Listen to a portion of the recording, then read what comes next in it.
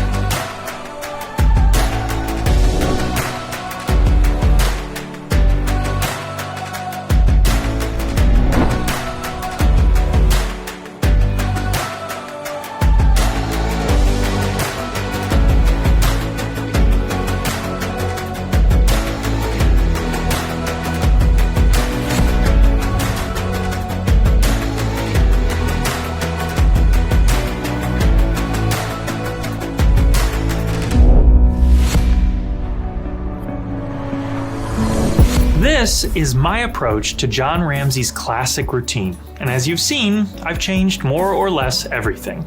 Rather than produce and vanish 4 coins, I felt like 3 was more concise, less repetitive, and eliminates all sorts of handling issues.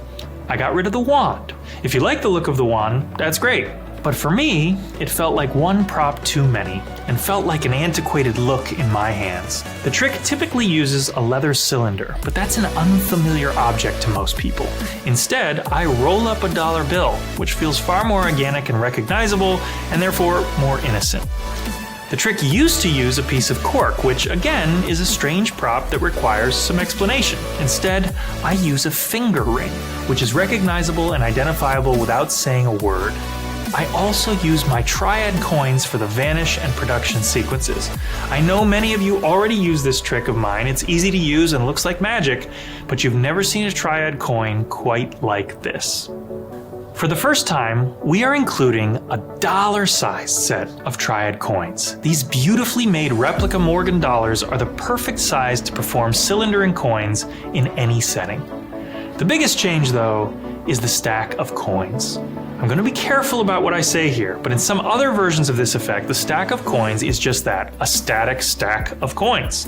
Here, you receive a special something that allows you to interact with the spread and even lift a coin off of it.